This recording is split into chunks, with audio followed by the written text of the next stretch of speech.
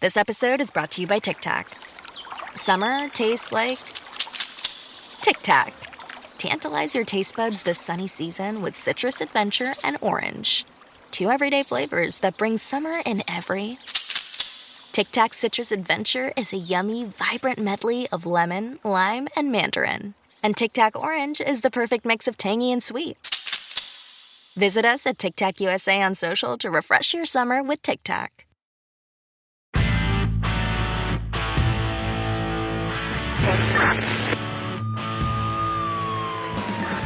The kind of old-fashioned cop who preferred working the streets and making arrests to taking tests toward promotion. He was the closest thing New York had to a Dirty Harry. This is One Tough Podcast on the OG Podcast Network. Here's your host, Bo Dietl. Welcome to our favorite One Tough Podcast. We're about to embark here right before, Labor Day? Labor Day weekend. I'm joined here, like always, with my producer, Carlo. Hello. Hi, Carlo. Today, we're pleased to have a very good friend. He's part of my family, Greg Olsen. One of the most interesting people I've ever met in my life, and I've met them all, but Greg is something special. One thing about Greg is that his success is endless, but yet he's such a beautiful person inside. I think that makes his personality such a remarkable. Because if I was Greg Olsen and I had the value of Greg Olsen, maybe I'd be a little different, Greg. You're a warm, beautiful, family-loving guy with your grandchildren and your daughters and all that. And welcome to our podcast. Thank you, Bo. Yeah. I value you as a friend as well. Yeah. And, I'll just go over from 50,000 feet. Greg is a electrical physicist. You ever hear that, Carlo? No. That's something like better than an electrical engineer. You know what I mean? Physicist, hired, all that. And Greg is unique in the fact that he's one of 500 people that has ever gone into space. That's another area that we'll talk about a little bit about. But let's talk about you growing up, Greg. Where did you grow up first off? Okay, I was born in Brooklyn, in Bay Ridge, Brooklyn, but we moved to northern New Jersey, Ridgefield Park, and that's kind of where I grew up. Graduated Ridgefield Park High School. I was the youngest kid in my class, and the way I got along with kids was I figured some of these guys are 2 years older than me, so I'm not going to out-tough them. But what I did was I did more outrageous things than they could do. You know, if they stole a loaf of bread, I stole a case of soda. And on like that. I would do the more outrageous things. I mean, we threw snowballs at teachers.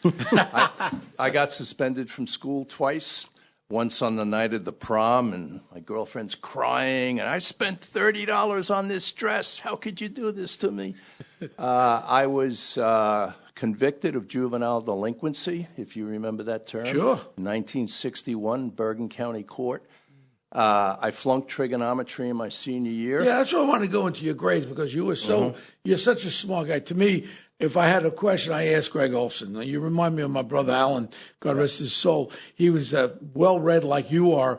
And how about your grades in school? I mean, doing all this juvenile delinquency shit, how was your grades? It doesn't matter how smart you are. You know, in the sciences and math, you've got to study it. You can't just wing it the way you can in grade school. And it caught up with me in high school. I mean, I drifted free through grade school. I was a character then, too, but I was always able to get B's and A's. When I hit my junior year in high school, it all kind of caught up with me. And my guidance counselor told me, Olsen, you're not college material. Why don't you join the Army? And this was 1962, pre-Vietnam, when you join the Army and see the world. Yeah. So I was actually going to do it. I went to the recruiter. I took the exam, signed up. Where do you want to go? And I was only 17 at the time. So the recruiter said, you need your parents' signature. So I went back to my father and said, hey, Dad, would you sign it? My dad and I never got along. He was my way or the highway type. Tough guy. He was an electrician, Local 3 electrician, all his life. And he looked up at me and said, Greg, it's getting hard to get into the union. and they may require 6 months of college. He says, why don't you try it? And if you don't like it, I'll sign the form. So in other words, he wanted you to go into the apprenticeship of Local 3. No, he wanted me to go to college instead of the apprenticeship program. And I was so dumbfounded. I mean, it was such a reasonable thing to say. I was like, blah, blah, blah, blah. Okay. Now, here's what should have happened. You stupid ass. Why do you want to do something like that, you idiot? We get into an argument, and I would have forged his signature. That's what should have happened. And yet, I've had all through life these, issues of grace. I say, something happens to you don't deserve, and it just happens. And that was one of them. Well, and Carlo, you don't know about him as far as supporting with the Navy SEALs and all the military. Greg is just a major supporter of all our veterans and all that, and that's one of his sweet spots in life now that he's able to give a lot back, and that was one of the things. I think also, Greg, in my thing, I was at Floyd Bennett Field. I was going into the Marine Corps when I graduated at 17 years of age, and Vietnam was full swing back there in 1968, and I wanted to do that. I had taken the cop test. I was working as an iron worker on the World Trade Center. Everything was happening so fast, and then all of a sudden the lottery came up, and my name was in the lottery, and I lucked out, probably lucked out my life, because like anything, even when I became a cop and a detective, I was always the first one through. I would call it in military the point guy. So if you were a point guy in Vietnam, you didn't last that long because you were the first one with your big face out there so the gook could pop your head off. And, life is strange how it goes in different ways. And there's a reason why I'm still sitting here, you're still sitting, Carlo's still sitting. I also had a high number on the lottery. So that's what happened. Oh, they had the lottery? I was drafted and, set to go. I didn't want to, but I wasn't going to run away either. Yeah. Well, I mean, that was one void that I say to this day of my whole life. You say one thing that you felt as though you missed out in life was to go into the military. I think every young man should be able to go into the military. It straightens them out, respect, courtesy, and learns the value of life. Whereas if you don't, there's so many kids out there that don't have any clue, especially if their parents have a couple of bucks. They go through life with daddy, mommy, I need some money and all that, and you don't know how to work hard. But let's go back to you. So now in high school, you get out. You didn't go right away to college? How'd you get into college with your shitty marks? Absolutely. So I go over to Fairleigh Dickinson in Teaneck, New Jersey, and I applied to the engineering school, and they said, you can't go into engineering. You flunked trigonometry. And, so I go home and I say, maybe I can take a summer class. Now, you graduated high school. I graduated, What kind of diploma did you get? We had three then. Scientific. College prep. But I had a 77 average, so, mediocrity was all over me. So there was a summer class in trigonometry at Fairleigh. And I go to the registrar. If you remember, in those days, you stood online. And I get up in the end, and I say, I want to register for trigonometry. This registrar smirked at me and said, it started last week. It's closed. Sorry. And I went, what am I going to do now? The class was on at that very moment. And I went down, and I waited outside the class. And when it was over, I went up to the instructor and pleaded my case. I said, please, I need this to start engineering. I'll catch up to whatever I missed. I said, look, I've had this. I understand it. And he said, I'm not supposed to do this. All right, take this to the registrar. Wow. I went it. I got an A in the class. That could have been a move that changed your life direction. 100%, yeah. And I met a girl in the trig class who didn't know anything, so I scored 2 victories there. So wait a second. So now you go to Fairleigh Dickinson. What kind of a degree do you end up getting? My first degree was in physics, bachelor's in physics. And then I was actually studying for 2 at the same time, physics and electrical engineering. So I stayed on for my master's. And I wound up with degrees in, I got a master's in physics and a bachelor's in electrical engineering. Wow. And then I went on to University of Virginia, where my grandson Justin just started. It's a great school there. Absolutely. He's really excited. His grandson that was up in our office, remember he did the Wolf of Wall Street? What a kid he is. And his excitement is that he was able to get into his alma mater, which is wonderful. What a legacy, I'm telling you. Yeah, but hold on a second. You got more degrees than a thermometer here, Greg. Hold on a second now. I like that line. So when you get to, so you do Fairleigh Dickinson now, do you start working? Do you start working on things? Do you have like little side things that you start developing electricity or some shit? Come on. During my 4 years at undergraduate at Fairleigh Dickinson, I was what they called a summer helper in Local 3, IBEW. I was an electrician's helper. And I lugged a lot of pipe. So you were making money laboring with them? Yeah, with basically laboring. The thing is, since I knew electronics, I actually was useful because when they had rectifiers and things like that, the old-time guys didn't understand them. So, I could shine a little bit. So you were learning all these aspects of electrical engineering while you were going to college because you were actually doing it in real with Local 3. Yes. Yep. So what made you break away from just putting a friggin' light switch into the wall and now going into the next level? I just kept going. I really didn't know what to do. I'm not a guy that sets goals and plans and stuff like that. But you had to have a real analytic mind, Greg. I mean, eventually you go on to develop patents. I know all about you, Greg. Right. You eventually go on to develop patents on different things. How did this... from being an electrician, putting a plug in a wall, now all of a sudden you're starting to invent things. Not an easy thing to do, by the way, if it's done correctly. Let me point that out. What happened with me is I just sort of kept rolling because, like I said, I was the youngest guy in all my classes. Didn't know what to do, so I figured, let me stay in school. But the point is, where I'm going is that all these things that you eventually, like Sarnoff Labs. Mm-hmm. All the that will come out in a little bit, but these are places where they invented dish TV, color TV. So what made you go into that area where all of a sudden you started to look at things that needed a patent to develop? How many patents have you actually developed, Greg? 12. 12 patents that you got. You're accredited to 12 patents. Yes. Now, most of those are with other people, 2 or 3 other people. But you're still involved with 12 patents that were issued to you. And with those patents, people have to utilize your patent stuff, and you get revenue out of that, right? Yeah. Now, I'll tell you, and anyone that has a lot of patents would agree with me, I think. A lot of my patents are just minor advancements over existing art, okay?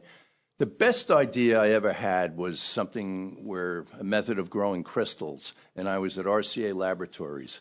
And for some reason, we couldn't get that patent. And we tried, and it kept getting rejected. And I remember going home, and I was really disappointed. 3 years later, when I started my first company, Epitax, if RCA had that patent, they could have put me right out of business. So they wouldn't develop that patent, but you couldn't give it to RCA. But now you're in another company. Now you can develop it. Yeah. So see the old story. Sometimes what was that? What did that have to do with Greg? That patent, 50,000 feet. What did it do? Way of depositing gas onto crystals. Well, you got to change. I don't know gas. The only gas I have is if I eat beans. Right. My point is, what does that mean? The gas onto the crystals. Well. To make it very simple, a transistor is made of positive and negative materials. All right. How do you make those positive and negative materials? You do it by adding certain chemicals. Certain chemicals are positive, certain are negative. I don't want to get too technical here, but I developed a method of using gases to make areas positive and negative. On an actual crystal? Yes, on a crystal. Now, instead You're talking about a crystal, a rock. A friggin' rock. These are dishes. Materials like silicon or gallium arsenide that are used, they look like a salami, and they're cut with a diamond saw and polished into wafers. And that's this what we is use. Conductivity of electrical? You change the conductivity, yeah. Wow. And that's how you make either a transistor or a laser. Wow. So now you're So now you've graduated Virginia, and now what was your first job that you actually got out upon graduation? Well, actually, I did a postdoctoral position in South Africa for a year and a half. I was in their physics department, assisting other graduate students and doing my own research. And that was also a life-changing experience because when I got my PhD in 1971, there was an oversupply of scientists, all right? Vietnam was winding down at that time, and we'd been to the moon. What was your PhD in? Material science, which is kind of like a collection of metallurgy, electronics, and physics. So I went to South Africa for a year and a half, and when I came back, I got a job at RCA Laboratories. In Jersey? Yes, in Princeton, New Jersey. Now, anyone under 50 years old might not recognize the name RCA. Oh, I do. Yeah, well, it was, RCA was there like a dog GE. or something? Sure, Nipper. A dog with that thing, with the thing with the ear? Phone. Yeah. So it was a big, in the 60s, they were the leader in color television, and unfortunately, due to bad leadership, the company disappeared. Well, like GE. I mean, who would think GE would go into the toilet bowl? Yeah. General Electric, RCA, Yeah. who would ever, Lehman Brothers. I mean, all these companies that we all grew up with, who would think that they would, be mismanaged? I got great training. That was an apprenticeship for me because I learned all about how to make lasers and photodetectors and how you use them in fiber optics. So, for 11 years, I got that knowledge. And just one day I said, you know what? I want to start a business doing this. I think I could do it better and faster and cheaper than they can. Mm-hmm. And that was the first company. What was that called? Epitaxy.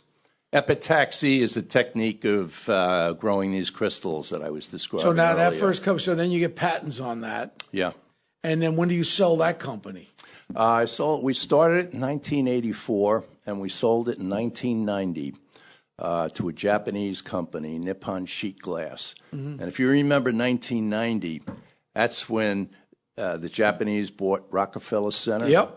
They bought Pebble Beach Golf Course. Right. And we thought they were going to own the world. Own the world. Yep. Didn't quite happen. Fast forward 35 years and substitute China for Japan. Everyone's saying, oh, Japan's going to rule the world. I'm not counting the U.S. out at all. Good. So now you end up selling that company. Where do you go after that? I went right and started. You made a couple of potatoes on that. Yeah, we sold the company for $12 million. And I mean, I had a partner, Vladimir Ban, and I think we only got about 13% of that. But it was the richest time of my life because I went from being you were a nobody millionaire. financially, So, and then you just kept rolling it. So next company. I started my second company called Sensors Unlimited, which made near-infrared cameras. They see in the dark, like for night vision, for the military, and there are other commercial uses for it. So I took all my winnings from my first company and went into debt. I mean, I was worth zero for about 5 years. And I'll tell you, Bo, I didn't lose one wink of sleep. Yeah, because you knew you could do it and you were coming back. I wanted to do it, and I believed in it. No cloud of depression came over you just as... Not about money, no. Wow, because you knew what you had. You knew the skills that you had, and no matter what happens, I'm going to come back stronger. Yeah, I was never the best at anything. I was never the best student, never the best athlete. But somehow in business, and I don't fully understand why or how, but I'm able to... do reasonably well in it. I mean, I've had my losses. Now I do investments, but when I was in business, I was just determined. And it's that do whatever you have to do to get it done and not quit. It's 24/7, 365. Well, I say that even with my own kids and my people who work for me. Hard work equals success. It doesn't. They think life is the lottery. Oh, I'm going to invent this. I'm going to do that. I'm going to become so rich. No, it's that tenuous hard work, getting up early, going, doing it again and again, and bring it up there. So from that company, you sell that company then. Yes. Now, we sold that for stock in the year 2000, if you remember, in the telecom boom. Mm-hmm. And the stock at that time was worth $600 million. Wow. Now, we weren't paid in cash. we were paid 20 million shares of Finisar stock. And what was the stock? It was worth $30 at that time of sale. So you do the math, and it comes to $600. And the funny thing is, at that time, everybody believed stock was worth more than cash, because it kept the stock markets going up. So, when it came raised, .com boom, this was during 100%. I would offer somebody a 10% raise, and I said, no, I don't want to raise. Give me more stock options. Just hold that right there, because I remember being at Rayo's up there with Nicky at the bar. And at that time, I had retired, and the guy would come up with tips. I'd call my broker. And I was doing pretty good then. I was making a lot of money. Buy me $200,000 a share. It's a dollar a share. My broker would say, Bo, there's no float. I says, look, you buy the shit. I'll tell you, I pay for it. So I spent probably $5 million on .com bullshit, because in my mind, I just thought maybe I would step on something like you got. And the next thing would become, all losers. I lost about at least $5 million on just shooting there, and there was no float. And 95% of the companies went down the drain. So now yours didn't go down the drain, obviously. But the .com bust happened about a year and a half later, and that $30 per share was now worth 50 cents a share. So we bought the company back for $6 million. And you ended up buying the company back. We did for $6 million in cash, and people say, "Oh, what a wheeler dealer you are." And I said, "No, if you do the math at 50 cents a share, it's not worth that much anymore." So, it was a good deal for everybody. Finisar got some cash, we got our company back. So what did you end up flipping that for? We then focused on military imaging. And we wound up selling that in the year 2005 for $60 million, all cash, to Goodrich Corporation. Great. And that was my last startup. That was your last stuff. Then where did you go after that, after 2005? After that, I had my space thing that we'll, I guess, talk about. Yeah. And then stay with the business. Then we're going to go into that. So now, what's your next one after 2005 in the business realm? Oh, that was it. After that, I switched to venture capital, where I was the investor.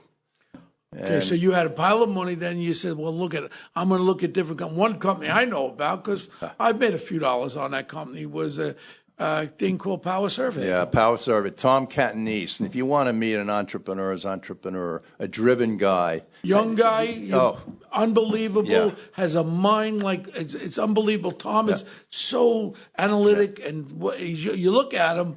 He's prematurely gray, handsome-looking son of a gun, and he's just so smart, so driven. Quick, so you hook up with Tom. Good. Yeah.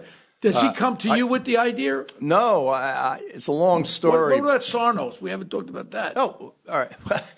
If we have like 3 minutes, I'll tell you the story, please. How I discovered Power Survey. I met the former CEO of Sarnoff was Jim Carnes. He had retired. The next CEO didn't work out. So he said, "Jim, would you come back and be temporary CEO?"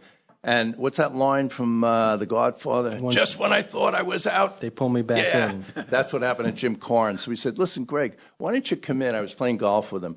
Come in to Sarnoff and look around and see if you're interested in any of these companies. Now, give an overview what Sarnoff is. Sarnoff's a research lab. They have all kinds of scientists, and now it's just a former shell of itself. The development of Dish network, microwaves, color TV, so lasers. This is a real technology company. Yeah. So go ahead. Yeah. So I went through a lot of technological presentations, view graphs, curves. So you became the head of it then, Greg? No. I'm in just looking at companies. Okay. At Carnes' request. So in other words, at Sarnoff, they had all these different companies that were developing shit there. And you come in as a venture capitalist to look at, let me see. Yes. Oh, those watermelons look ripe. I'm going to buy some watermelons. Go ahead. Yeah. So the last one, I was ready to walk out. I was saturated with technology. And up steps Tom Catanese. He says, "We have this business looking for stray voltages in streets. We have ongoing business. We've got money in the bank." And I said, "This one's for me." So up here, and when Carnes asked me, "What do you think, Greg?" I felt like I was playing stud poker with 4 aces face down. And I said, my heart is racing. I said, well, Jim, don't know. Give me a couple hours to think this over. But you knew where you were going. Oh, yeah. So I drove around in my car, and I'm looking at my watch saying, you think there's enough time? And then I said, Jim, I'm really interested in that stray voltage company. And that was the roots of Power Survey. And I did 2 things with Tom Catanese. Number one, I was smart enough to invest in him. And secondly, I was smart enough to stay the hell out of his way and just let him be himself. And the result is what you see. I've gotten that from Tom, and I love Tom too. And matter of fact, he reiterated that to me many times. You let him just do what he wanted. You never called up and said, eh. And then it became what it is, Carlo, is it's every old city has the wires underneath the grounds. And what happens is the wires get frayed. They're coating around them. They touch metal, and they conduct the electrical. About 15 years ago, a woman was killed in the East Village. I remember that. Jody Lane. Yeah.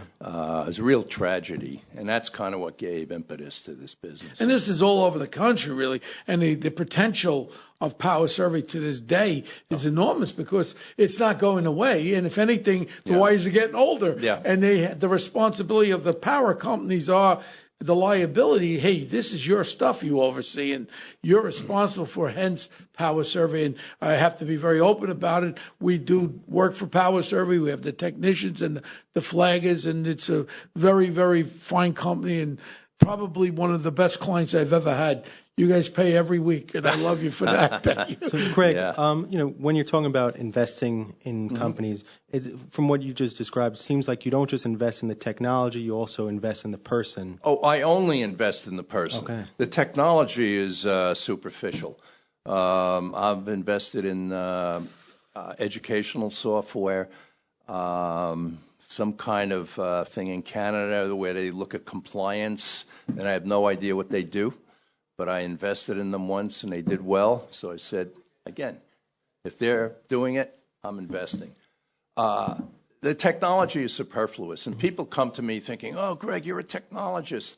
I'm probably less likely to invest in technology, especially the ones I understand, because I know the pitfalls. And a person, do you know Greg has a ranch in Montana?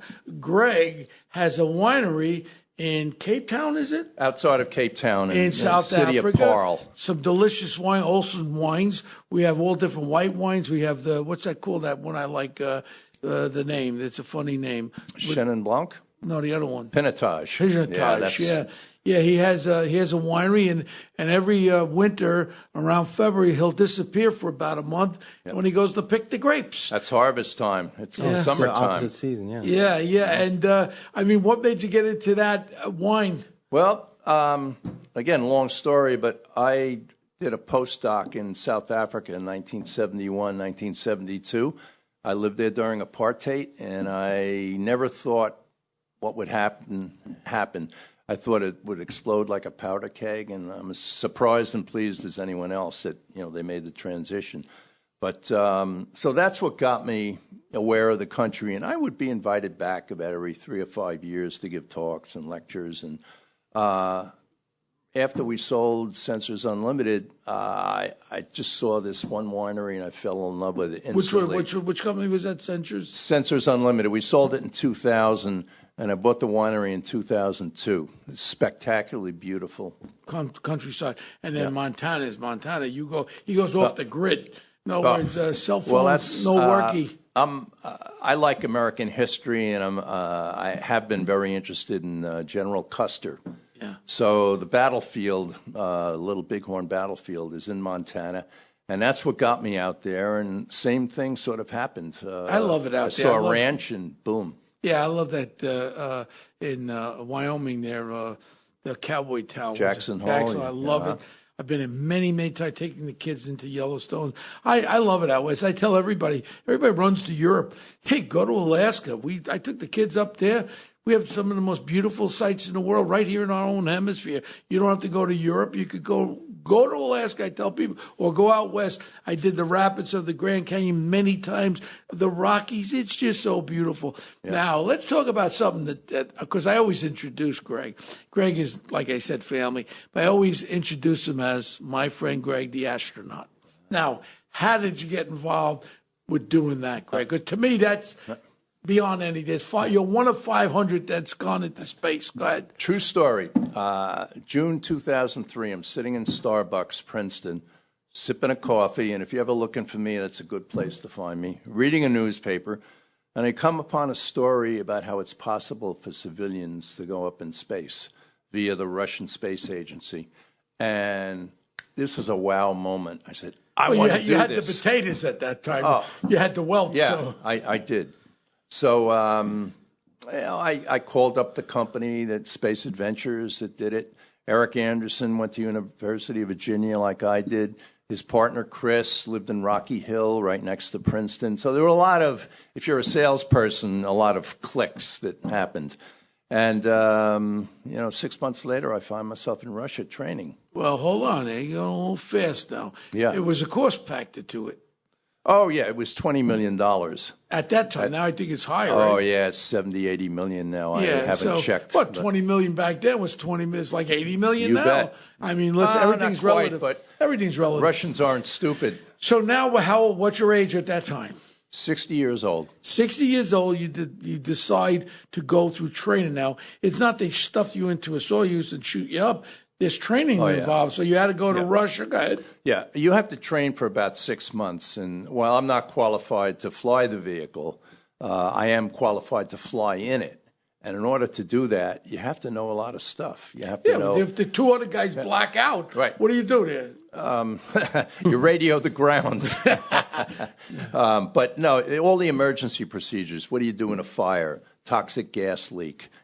How do you radio the different parts of the space station? And then 60 years old, too. I mean, look, I'm 68 years old. I've had 6 stents. I say it very openly. My health is, I feel great. I can still do 80 push-ups. But as you get older, the health aspects come in. Now, when they were doing the training, how was that? It was good. The hardest part for me by far was trying to learn to speak Russian. For any of the Russian speakers out there, Ya говорю по-русски не очень хорошо. I don't speak Russian very well. I had an interpreter in my classes, but typical day was you get up 6 o'clock, run around the lake, have breakfast, classes 9 to 4, 4 to 6 more physical training, dinner, homework, up again the next morning. A lot of vodka or not too much? No. I mean, on the weekends, some. I would say Russians drink about the same as we do. Not Mike the Russian. You saw him last night. He drinks his vodka straight. Sure, there's always exceptions, but I mean, it's at least everybody associated with the space program, I would say, they'd like beer and wine, but I didn't see any great vodka drinking. Yeah. Other than celebrations. So now your health, did you have any concern? Did they have any health concerns about you? I've had a collapsed lung, and it's a spontaneous collapsed lung. It happened by itself. It's a family defect that about 5 members of my family have had. And they knew this, and it was like the red flag hanging out there. So after training for 3 months in 2004, they did a lung x-ray, and they found this black spot. That's it, you're out. Oh, yeah. They didn't want to know why, where, just that's it, out. And it turned out the black spot was harmless. It was a fungus. And so I get a note from my doctor, ready to fly again. Russians say, "Niet." Niet, Carlo. Means niet. no. That was when I remember Khrushchev. Niet hitting his shoe back in the United Nations. He brought that shoe in his bag. Khrushchev was a very smart guy. Very street smart. So they say no, they go niet, and you say yes. I was devastated. I came back. It was on 4th of July, 2004. Oh, they sent you back to the United States. Yeah, well, I can't stay there. So I'm back, and everyone's, Greg, we thought you were going to space. So about 100 times I had to tell the story. Yeah, black spot on the lung. I got disqualified. And, I mean, it was like getting flunking out of school, like getting fired from a job. Did you get your $20 million back? That's a complicated story because the payments were in stages. And I actually had insurance, Lloyd's of London, insured me. So I was kind of covered that way. That was but smart. I didn't want to collect the insurance. I wanted to fly. So 8 times I reapplied, and they kept saying, yet. After that 8 times? Yeah. But like I said, Resilience. Don't give up. Persistence. The 9th time, I was a patient at the Bora Heart and Lung, and they were the ones. Dr. David Murphy was my doctor. And I actually got him to come over to Moscow with me. He flew to Moscow. He flew to Moscow with a boatload of X-rays and medical things. We go to the medical commission, and they come out and they say, "Olsen, we accept lungs." Wow! Holy shit! Yeah. So just like that. Now this you're was back May on track again. Of 2000. Had there been any launches in between there? Oh, yeah. So they were shooting them up. And here's the interesting thing. This third, Soyuz has 3 seats. Typically. Seats or you stand? Seats. There's a cosmonaut commander, a Russian cosmonaut commander, and a NASA astronaut as flight engineer.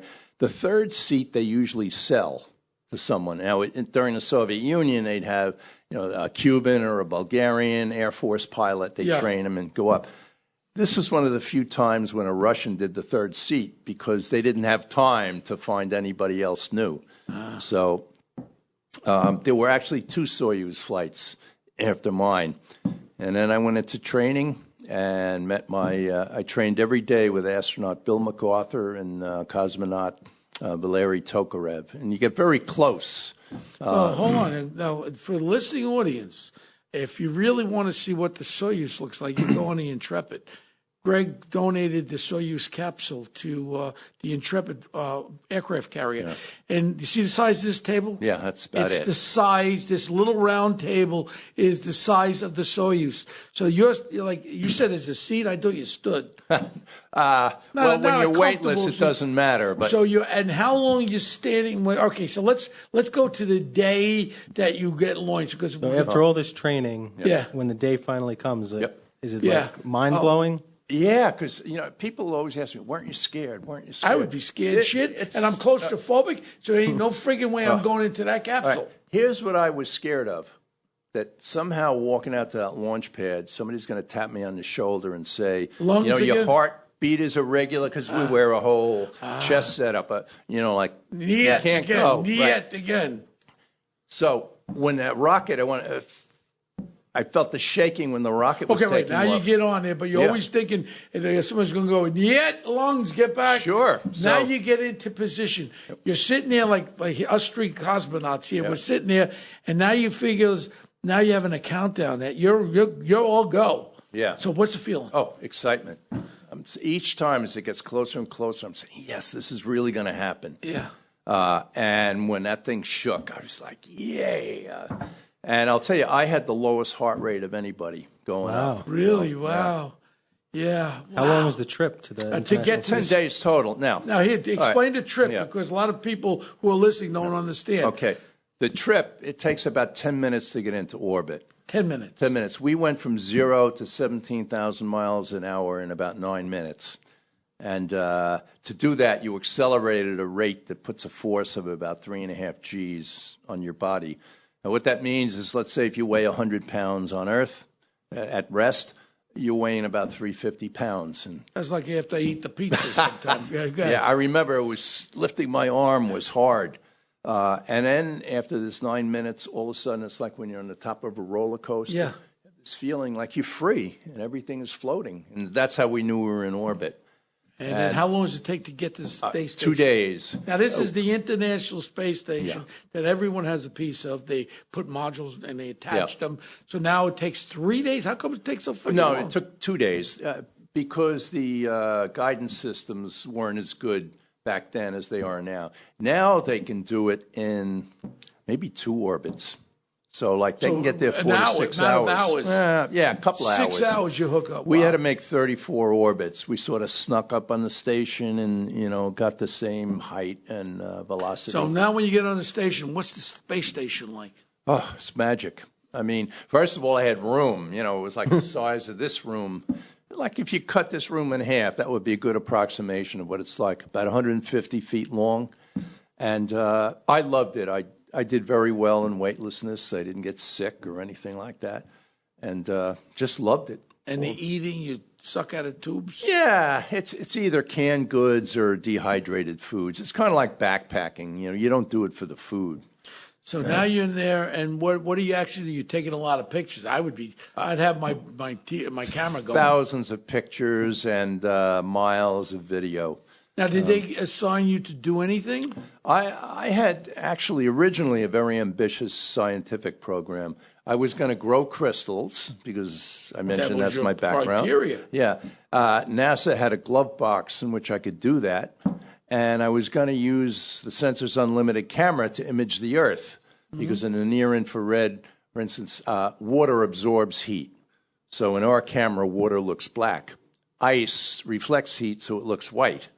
So we can tell, for instance, de-icing on a plane, is there melted water or is it melted ice or frozen ice?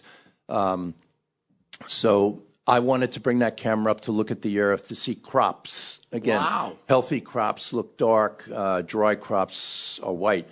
It's long, complicated because of ITAR restrictions, government restrictions. I wasn't allowed to bring the camera because I had to go through Russia and Kazakhstan in order to get up. And then NASA closed down the glove box about a month before I went up. So I wound up doing biological experiments for the European Space Agency. But I'll tell you, Bo, a lot of that time was spent looking out the window saying, wow. Well, first of all, there ain't a shot in hell that I would ever go into that little Soyuz.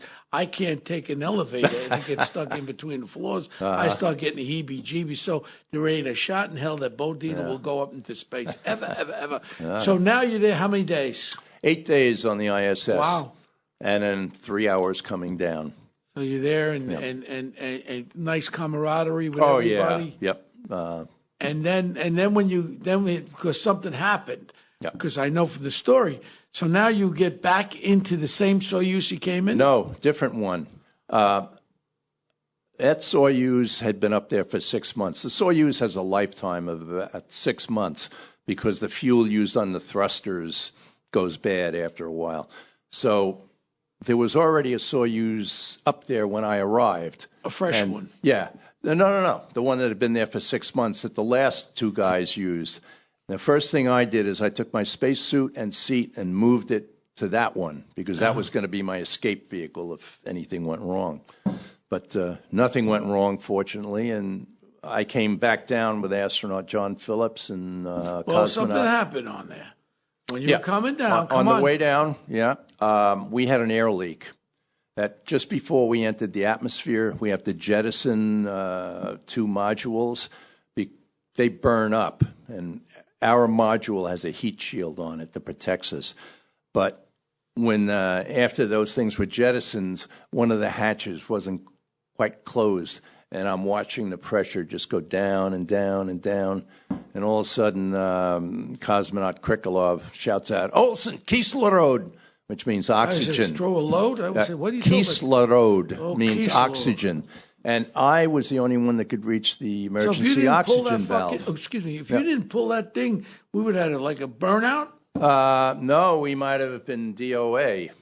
And there's probably enough. It depends how bad the leak was, So you were effectively, you were the only one that could pull that thing. Yes. Wow. So I held it open. So I could say you saved the Soyuz. I like to think Greg. of it. You saved the friggin' Soyuz. Now you're a hero in space. But here's the thing, Bo. You have a space glove on, and everything Russian is just tough and strong. And it took about 20 pounds pull in order to hold that open. So I'm holding this thing open, and I'm watching the pressure climb up slowly, and my arm is just throbbing. Oh. And I said, Olsen, even if your arm falls off, you just can't let go. Yeah. And fortunately, I didn't. And finally, when it was up, Krikalev says, "Okay, Olsen." So now you enter gravitational. It's a lot of heat. Do you feel the heat?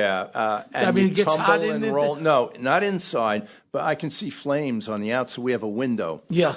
And what's happening is with all this debris, it's coating the window, so it's getting harder and harder to see. But because of the flames, you can see what's happening. You don't land in the water. We land in the desert of Kazakhstan Now, by wait a second. parachute. You just hit the ground, like boom? No. About 2 miles up, we deploy a parachute. We slow down. Remember, all this heat that's being generated is converting our speed to heat energy. So we're slowing down. And when we get to about 1,000 miles an hour, we deploy the parachute. And that's how we land. And how do you hit the ground? It was pretty soft. Yeah. Now, we have retro rockets. The Soviets designed them for tanks, landing tanks by parachute, because they used to break the treads when they landed. Oh, so they had... 3 feet off the ground, they fire retro rockets. And it softens it up. It softens it, but it was probably an impact like 10 miles an hour. That was it. Boom. Yeah. A lot better than when I impacted on my ankle when I jumped out of the plane and broke my leg in half and my ankle in half. That was an impact. That was a severe impact. Yeah.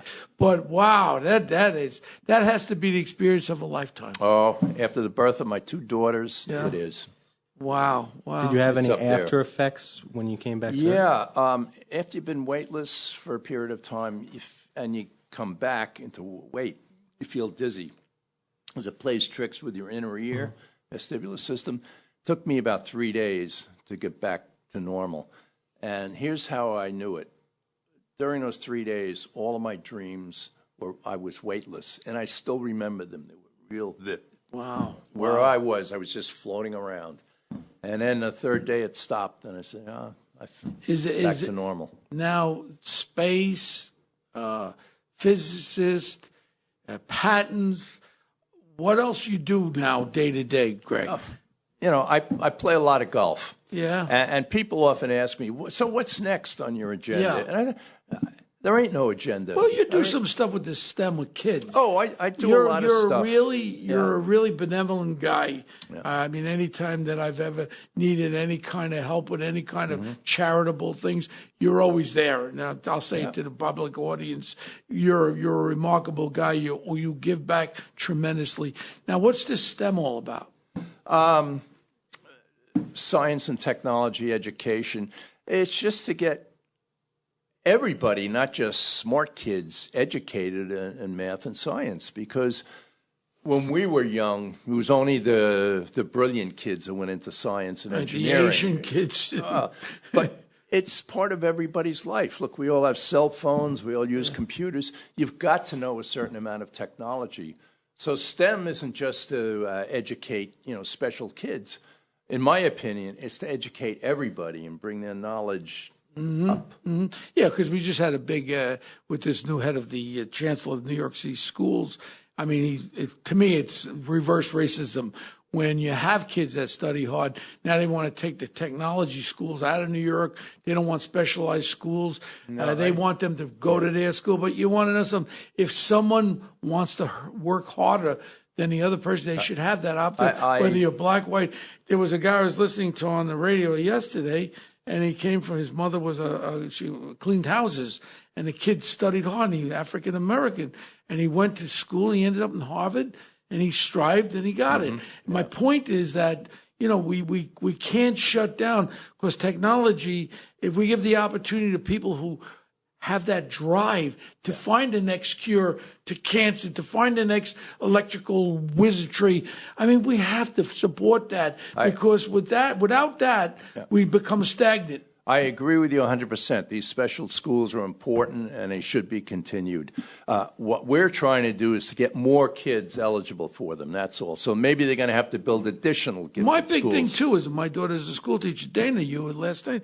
Big thing, too, is if these children need help. I mean, some of them are mentally ill, and they're not getting help. They let them go into a classroom with 30 kids, and then now they disrupt the other 29 kids. That's not a good thing either. But my thing is, we should definitely get help for those kids, and kids that can't keep up with the workload. That's what we should do, is we should help that kid along, because maybe that child will recognize, hey, I can do it too. And you'll see somebody take off then. Well, a movement I'm involved in is called Trenton Literacy Movement. Yeah. It was started by Doug Palmer, former mayor of Trenton, and Carmen Catanese, Tom's father. And what they're doing is they're taking grades kindergarten to third, and they're signing these kids up, and they say, you are going to read. and you're going to learn how to read, not just read, but read well. Because they found that if by third grade you're under the 50% in reading, really, it's all over for you. Because think about it. What is learning? History, math. Yeah, it's if reading. you can't read, you're not learning. Absolutely. So they're all over these kids. They test them frequently. If there's any problems, whoosh, all kinds of help. Yeah, I like that. You know, like I said, you know, I feel as though as successful as I could ever become, I'd always want to give back because it's part of life to Absolutely. give back, to help people. Yeah. Helping people, that's even when I became a cop, I didn't want to be a cop, but I knew I was helping people. Helping people to me is very, very important. Well, you know what? This has been really, really an interesting podcast, probably one of the most interesting ones, but we do something every week.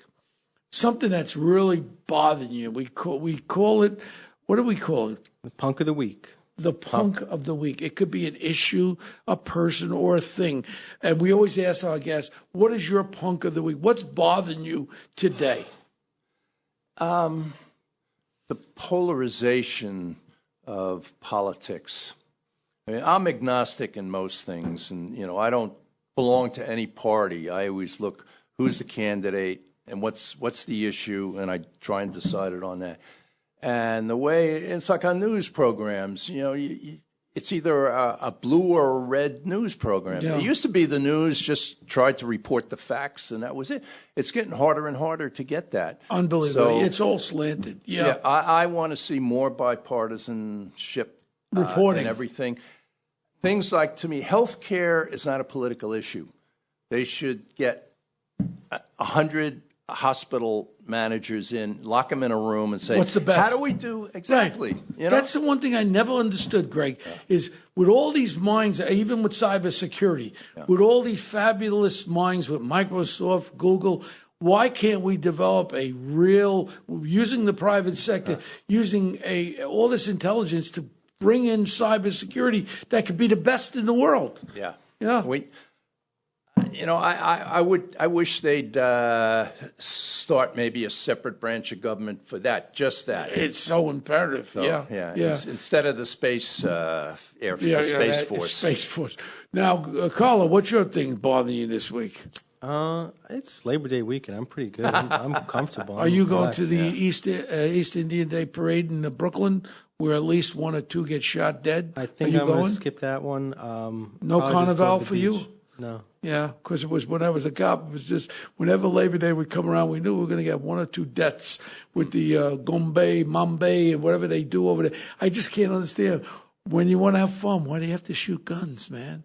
And what's really bothering me, and to jump on with you, I really believe also, and I want to say it out, and I know him for 40 years, and this president must cease and try to bring people, because in reality, he's doing a lot of good things, but the negatives pull away from the good. Hence, then the other news media don't want to say anything about what's going on with the stock market, what's going on with the economy, what's going on with the job, because it's being fogged by all this rhetoric, and we got to slow down with the rhetoric. And one thing I plead to President Trump, learn how to say, I was wrong, and learn how to say, I'm sorry.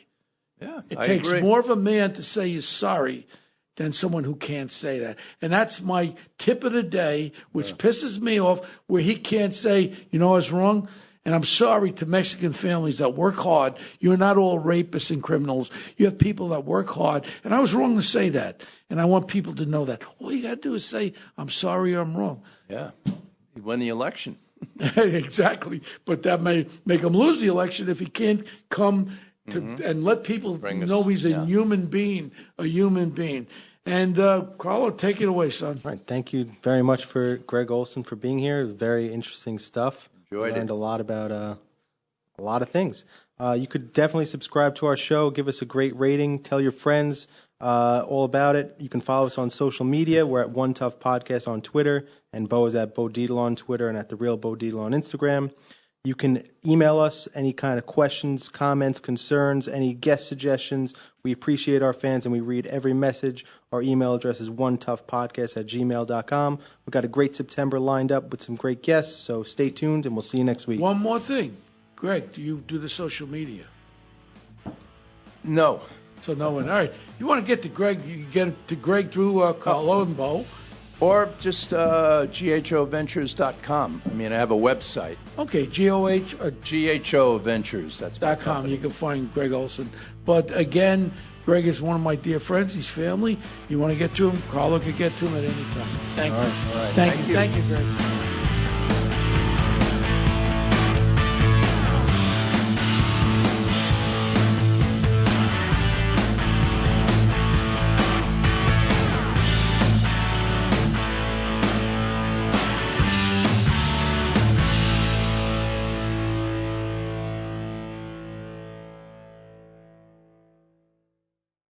Hello, folks. Larry Kudlow here. Pay attention, because China is leading the largest anti-American alliance since World War II. One that's already dumped U.S. bonds, grabbed 43 million acres of our farmland, and is plotting to dethrone the dollar. That's why IRA and 401k savers are protecting their savings with gold. Please go to freegoldguide.com/Kudlow or just call 800-621-3908 for your free gold guide on how to protect your wealth with gold 100% tax-free.